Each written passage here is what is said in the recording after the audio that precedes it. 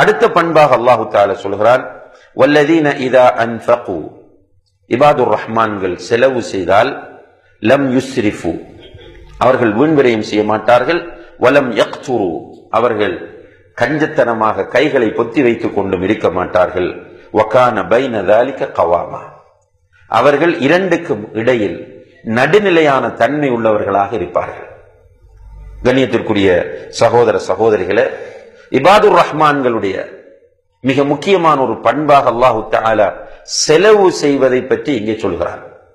பொருளாதாரத்திலும் அவர்களுக்கு ஒரு தெளிவு இருக்கும். நம்ம ஏற்கனவே சொன்னது போன்று மார்க்கத்தை பள்ளிவாசலோடு மாத்திரம், தாடியோடு மாத்திரம் அல்லது ஆடையோடு மாத்திரம் சுருக்கிக் கொள்ளாமல் எவ்வளவு ஸ்ட்ரிக்ட் பண்றாங்க. கரண்டே கீழே ஒருவர் உடுத்துட்டு வாரத்தை பார்த்தால் துடிச்சு போறாங்க. அது துடிக்கத்தான் வேணும். ஈமான் உள்ள ஒருவரிடத்தில் பாவத்தை பார்க்கும் போது கோபமும் கவலையும் வரும். ஆனால் எல்லாவற்றுக்கும் வர வேண்டும். சஃபிலே ஒருவர் நிற்கும் போது காலை கொஞ்சம் இடைவெளி விட்டு உட்கார்ந்து நின்று கொண்டால் இவர் ஆத்திரப்படுகிறார், ஆவேசப்படுகிறார், இமாமிடம் வந்து கத்துகிறார். இந்த பள்ளிவாசல் நிர்வாகம் எதை பார்த்து கொண்டிருக்கிறது, இவர்களுக்கு இதில் எல்லாம் அக்கறை இல்லை என்று உணர்ச்சி வசப்படுகிறார். இந்த பள்ளிக்கு இதுக்கு பிறகு நான் சந்தாவை தர மாட்டேன் என்று போனவங்க இருக்கிறாங்க, சஃப பார்க்கல. ஆனால் அதே சகோதரர்களுடைய இந்த பொருளாதார வாழ்க்கையை நீங்கள் எடுத்து பார்த்தால் தலைகீழாக இருக்கும். அல்லாஹு தஆலா அழகாக சொல்கிறார், அவர்கள் வீண்விரயம் செய்யவும் மாட்டார்கள், கஞ்சர்களாக இருக்கவும் மாட்டார்கள், இரண்டுக்கும் இடையில் அவர்கள் நடுநிலையானவர்களாக இருப்பார்கள். அல்லாஹு தஆலா பொதுவாக இந்த உம்மத்திற்குரிய ஒரு சிறப்பு பண்பாக சொல்கிறான், உம்மத்தன் வஸதா, இந்த சமுதாயம் நடுநிலை சமுதாயம். இஃப்ராத் தஃப்ரீத் என்ற தேக்க நிலையும் இருக்காது, தீவிரவாதமும் இருக்காது. தேக்க நிலையில் செல்வதும் தப்பு, தீவிரவாதத்தில் செல்வதும் தப்பு. இரண்டுக்கும் இடைப்பட்ட ஒரு நடுநிலையான வாழ்க்கை அல்லாஹ்வுடைய தூதர் ஸல்லல்லாஹு அலைஹி வஸல்லம் அவர்கள் வாழ்ந்து காட்டினார்கள். அவருடைய குடும்ப வாழ்க்கையை நீங்க எடுத்து பார்த்தா தொழுகைக்காக வேண்டி நடுநிசையில் எழுப்பி விடுவார்கள். அவர்கள் சொல்கிறார்கள், ரஹிமல்லாஹு இம்ரஅன் காம மினல் லைல், ஒரு மனிதனுக்கு அல்லாஹ் ரஹ்மத் செய்வானாக, ஒரு ஆண் மகனுக்கு அல்லாஹ் ரஹ்மத் செய்வானாக. அவன் எப்படிப்பட்ட மனிதன் தெரியுமா? இரவிலே இரவு தொழுகைக்காக எழுந்திருப்பான், அவனுடைய குடும்பத்தையும் எழுப்பி விடுவான்.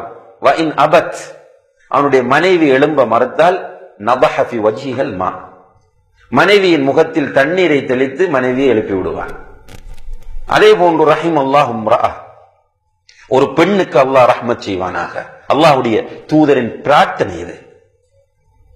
ஒரு பெண்ணுக்கு அல்லாஹ் ரஹ்மத் செய்வானாக. எப்படிப்பட்ட பெண் அவள்? இரவிலே எழுந்து தொழுவாள், அவள் தன்னுடைய கணவனையும் எழுப்பி விடுவாள். கணவன் எழும்ப மறுத்தால் முகத்தில் தண்ணீரை தெளித்து எழுப்புவாள். இப்படி இபாதத்தில் வலியுறுத்தி அல்லாஹ்வுடைய தூதர் ஸல்லல்லாஹு அலைஹி வஸல்லம் அவர்கள் மனைவியோடு ஓட்ட போட்டி வைத்திருக்கிறார்கள். ஆயிஷா ரலியல்லாஹு அன்ஹா அவர்களும் ரசூலுல்லாஹி அலைஹி வஸல்லம் அவர்கள் பேசிக் கொண்டிருக்கும் போது ஆயிஷா நாயகி சஃபியா ரலியல்லாஹு அன்ஹா அவர்களை பற்றி என்ன சொன்னார்கள்? இன்னஹா கஸீரா, சஃபியா குட்டையானவர் என்று சொன்னார்கள். அப்புறம் ரசூலுல்லாஹி அலைஹி வஸல்லம் என்ன சொன்னார்கள்? யா ஆயிஷா இன்னகி குல்தி கலிமா லவ் முஸிஜத் மா அல் பஹர் லமஸஜத், ஆயிஷாவை நீ சொன்ன வார்த்தையை கடலில் கலந்தால் கடல் நீர் கெட்டுவிடும் என்று சொன்னார்கள். அதே நேரத்தில் சௌதா ரலியல்லாஹு அன்ஹு அவங்க வீட்டுக்கு வரும்போது ஒரு உணவை கொண்டு வந்து கொடுக்குறாங்க. சாப்பிட மாட்டேன் என்று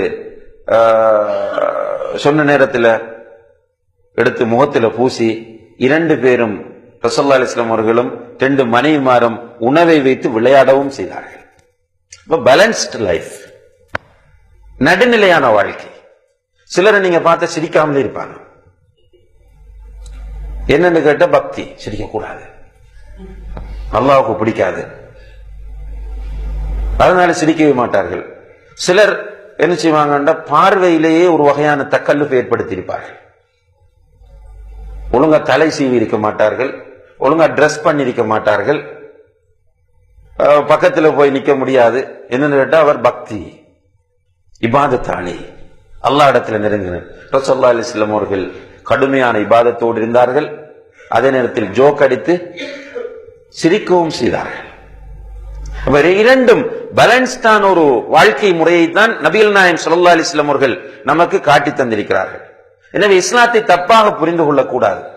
அந்த அடிப்படையில் பொருளாதாரத்திலும் நடுநிலையான ஒரு தன்மையை கடைபிடிக்க வேண்டும் என்று அல்லாஹு தஆலா இங்கே இபாதுர் ரஹ்மான்களுடைய பண்பாக அதை சொல்லி நமக்கு உணர்த்துகிறான். பொருளாதாரத்தில் சிலரை பொறுத்தவரையில் வீண்விரயத்தில் மேக்சிமம் போய்கொண்டிருப்பார்கள்.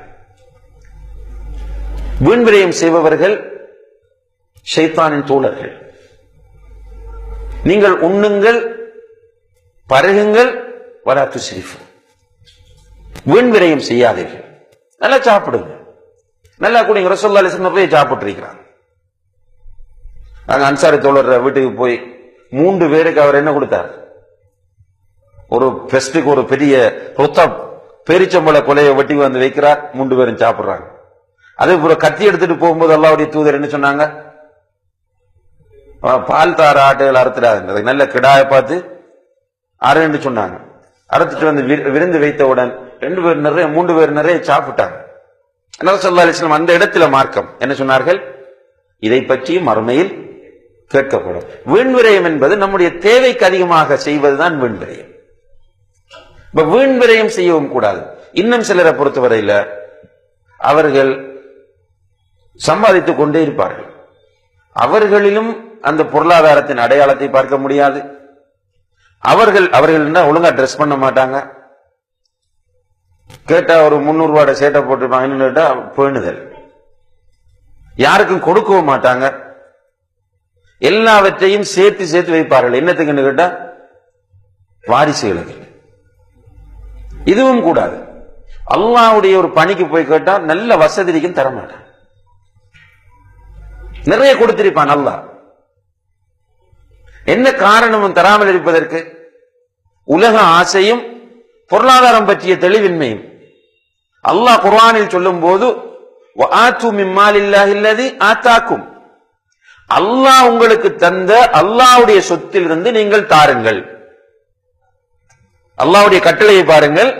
அல்லாஹ்வுடைய சொத்திலிருந்து அல்லாஹ் உங்களுக்கு தந்ததில் நீங்கள் கொடுங்கள், நீங்கள் தாருங்கள் என்று அல்லாஹ் கட்டளையிடுகிறான். அப்ப ஒரு மோமினுடைய பார்வையில் பொருளாதாரம் யாருக்கு சொந்தமானது? அல்லாஹ்வுக்கு சொந்தமானது. எனவே அவன் சொல்லக்கூடிய முறையில் அந்த பொருளாதாரத்தை நாம் கையாள வேண்டும். வீண்விரயம் செய்யவும் கூடாது, கஞ்சத்தனம் பேணவும் கூடாது. வகான பைன ذلك قواما, இரண்டுக்கும் இடையில் ஒரு நடுநிலையான போக்கை கடைபிடிக்க வேண்டும். ஏனென்றால் நமக்கு மறுமையிலே ஸ்பெசிபிக்காக பொருளாதாரத்தை பற்றி ஒரு கேள்வி இருக்கிறது. மறுமையில் குறிப்பாக ஒரு கேள்வி இருக்கிறது.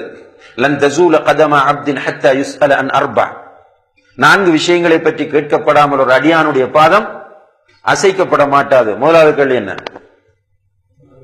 உன்னுடைய ஆயுள் எப்படி கழிக்கப்பட்டது? 2வது, உன்னுடைய இளமையை நீ எப்படி கழித்தாய்? 3வது, செல்வந்தம், உன்னுடைய பொருளாதாரம் உனக்கு எப்படி வந்தது, எப்படி போனது? 4வது, உன்னுடைய கல்வி, உன்னுடைய அறிவை கொண்டு நீ என்ன செய்தாய்? இந்த 4 கேள்விகளில் மிக முக்கியமான ஒரு கேள்வி பொருளாதாரத்தை பற்றி. எப்படி வந்தது, எப்படி போனது? எனவே ஒரு இபாதுர் ரஹ்மான்களில் இருக்கக்கூடிய ஒருவன் எந்த நேரம் அவனுக்கு இந்த பயம் இருக்கும், நான் மஹ்ஷரிலே போய் நிற்க வேண்டும், அல்லாஹு தஆலா நேரடியாக வந்து என்னிடத்தில் கேள்வி கேட்பான். அந்த கேள்விகள் இந்த கேள்வியும் ஒன்றாகும். எனவே என்னுடைய பொருளாதாரம் அல்லாஹ்வுக்கு பொருத்தமான முறையில் அமைய வேண்டும்.